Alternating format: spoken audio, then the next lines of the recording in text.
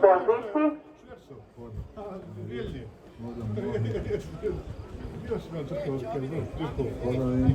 Mabruk 6 na svojoj startnoj poziciji.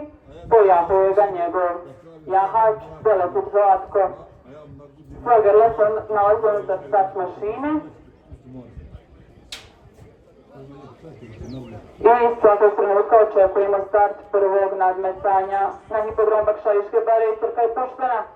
Najbolje startuje Maršal. Maršal ide s polja, iznutra njegov brat Zimzelen, kroz sredinu lava.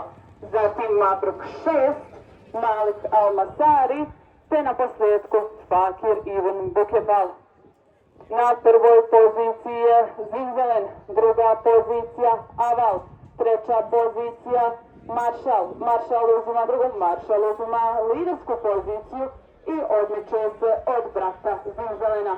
Fakir Ibn Bukefal se primiče i prelazi na drugu poziciju, napada Maršala i uzima lidersku poziciju. Zakačuju se Maršal i Fakir Ibn Bukefal.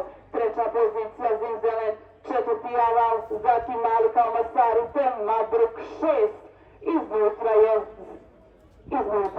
Maršal, s polja je Fakir Ibn Bukefal koji je stekao dvije i pol dužine prednosti u odnosu na Maršala, zatim Maršal, potom njegov mlađi brat Zimzelen, Aval, te Malik Almasari i na posljedku Mabruk 6. Fakir Ibn Bukefal na ruke Petera Požara na prvoj poziciji. Sjevaju bičevi, druga pozicija Maršal, treća pozicija mlađi brat Zimzelen. Zatim Aval, potom Malik Almasari, te na začelju Mabruk 6. Po redaču 3,